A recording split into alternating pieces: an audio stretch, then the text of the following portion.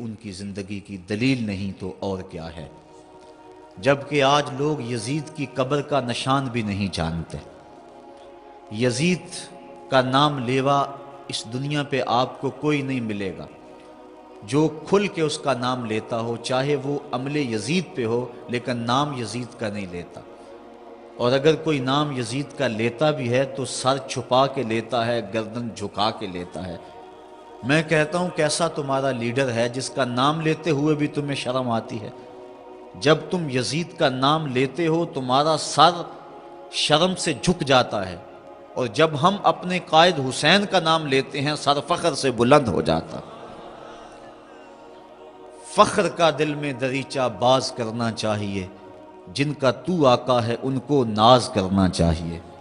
آج میں اور آپ اس اجتماع کثیر میں ناز کرنے کے لیے جمع ہوئے ہیں، حضور امام حمام کی شہادت کی اس عظیمت کو بیان کرنے کے لیے آج میں اور آپ یہاں حاضر ہوئے ہیں۔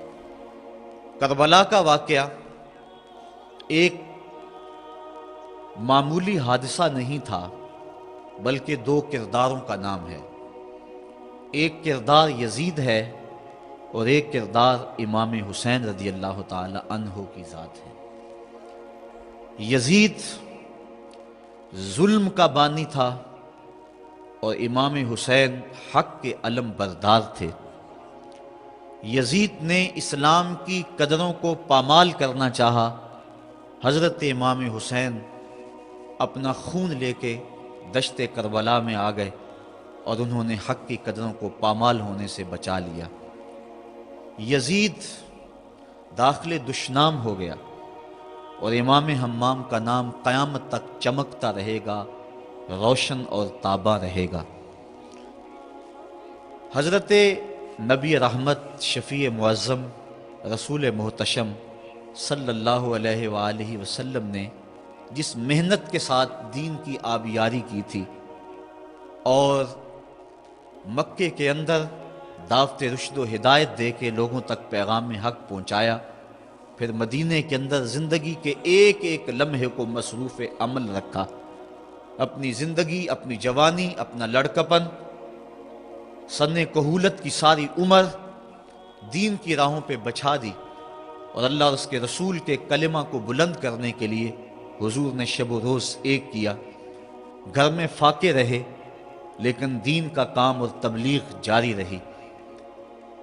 امام منذری نے الترغیب والترہیب کے اندر ایک واقعہ لکھا ہے کہ ایک دن حضور نبی رحمت صلی اللہ علیہ وآلہ وسلم سخت بھوک میں مسجد نبوی سے باہر آئے تو آگے شیخین کھڑے تھے، چند اور صحابی مل گئے، چند قدم آگے چلے تو حضرت ابو ایوب انصاری رضی اللہ تعالی عنہ کا مکان آ گیا۔ وہ خوشبو رسول سونگھ کے جلدی جلدی گھر سے باہر آ گئے اور عرض کی حضور آپ میرے مہمان بن جائیں اور مجھے چند لمحوں کے لیے میزبانی کا شرف بخش دیں۔ آقا کریم نے فرمایا ابو ایوب تمہاری مرضی۔ حضرت ابو ایوب انصاری نے جلدی جلدی چٹائی بچھائی، حضور کو بٹھایا اور اہل خانہ کو بکری کا ایک بچہ ذبح کر کے دیا، کہا جلدی جلدی کھانا تیار کر دو، میرے آقا کو سخت بھوک لگی ہوئی ہے۔ یہ کہہ کے حضور کی خدمت میں آ کے بیٹھ گئے۔ جو ہی نظر جمال جہاں آرا پہ پڑی تو گھبرا گئے کہ چہرے پہ آثار نقاہت تھے، پتہ نہیں کتنے دنوں سے حضور نے کھانا نہیں کھایا۔ جلدی جلدی اپنے باغ میں گئے، کھجوروں کا ایک خوشہ توڑا اور حضور کے سامنے رکھ دیا۔ عرض کی حضور کھانا پکنے میں دیر ہے، اتنی دیر تک یہ کھجوریں تناول فرمائیں۔ امام منذری لکھتے ہیں جب کھانا پک کے تیار ہو گیا اور حضور کے سامنے رکھ دیا گیا اور عرض کی گئی حضور یہ تناول فرمائیں، تو جو ہی نظر حضور کی اس کھانے پہ پڑی تو آنکھیں اشک بار ہو گئیں، اور پھر ایک روٹی پکڑی اور چند بوٹیاں لے کر ایک خادم کے ہاتھ میں دیتے ہوئے کہا جاؤ ہمارے گھر دے آؤ، میری بیٹی فاطمہ کتنے دنوں سے بھوکی بیٹھی ہے۔ مال کے کونین ہیں گو پاس کچھ رکھتے نہیں، دو جہاں کی نعمتیں ہیں ان کے خالی ہاتھ میں۔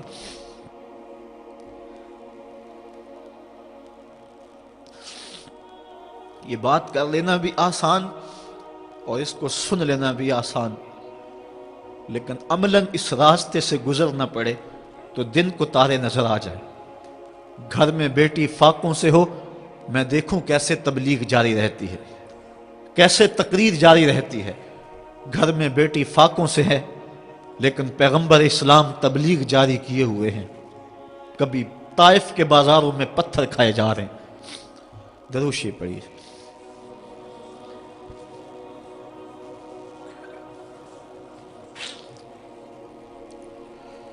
کبھی طائف کے بازاروں میں حضور پہ پتھر برس رہے ہیں، کبھی مکے کی گلیوں میں کانٹے بچھ رہے ہیں، کبھی گڑھے کھودے جا رہے ہیں، کبھی اجریاں ڈالی جا رہی ہیں. جن راہوں سے گزرتے ہیں ایک بڑھیا مسلسل کوڑا پھینکتی ہے، بھاری اجریاں جس میں اطہر پہ ڈال دی جاتی ہیں. مکہ المکرمہ کا ماحول جس طرح اذیتوں سے بھر دیا گیا، تاریخ کا کوئی بھی قاری اس سے بے خبر نہیں. خون جگر دے دے کس چمن کو سینچا. اس دین کی بنیادوں میں پیغمبر کا خون ہے. آج ہم مسجد میں آئے تو اے سی لگا ہوا تھا، قالین بچھے ہوئے تھے، پردے لٹک رہے تھے، اچھا ماحول بنا ہوا تھا.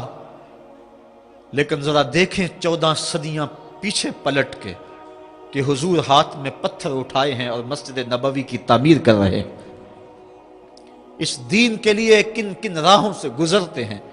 شاب ابی طالب کے اندر جو دکھ سہے، جو تکلیفیں برداشت کی، ان کو کون بھول سکتا ہے.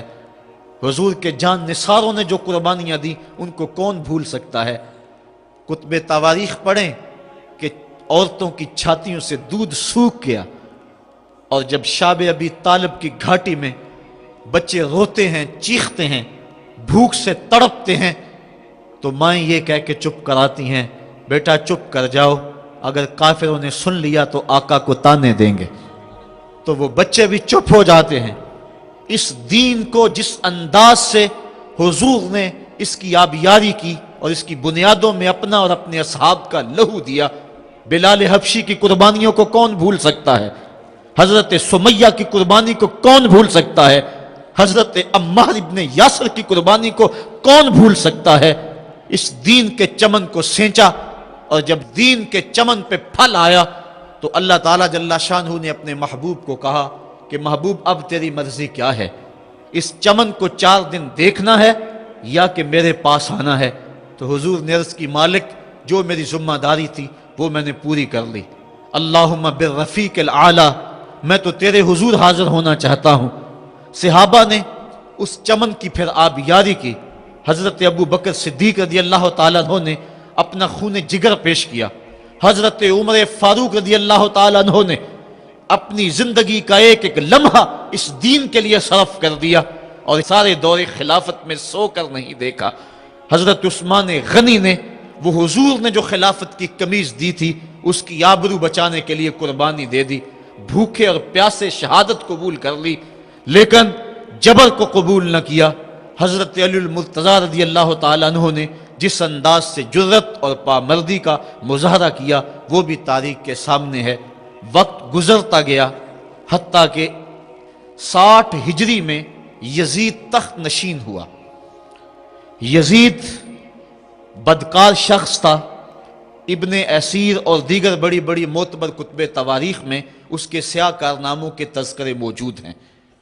وہ زانی تھا، شرابی تھا، مسلمانوں کا قاتل تھا.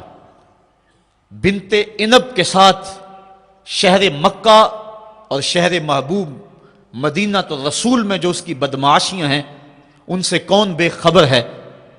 اس نے شہر مکہ میں بیٹھ کے شراب پی اور حضرت امام حسین رضی اللہ تعالی عنہ جب گزرے تو اس نے ایک جام بڑھاتے ہوئے نواسہ رسول کے آگے پیش کرتے ہوئے کہا کہ اس کو پی لو، کہ قرآن نے یہ نہیں کہا کہ شرابیوں کے لیے خرابی ہے بلکہ قرآن نے تو کہا نمازیوں کے لیے خرابی ہے، لہٰذا یہ شراب کا جام لے لیجئے اور اس کو نوش کر لیجئے.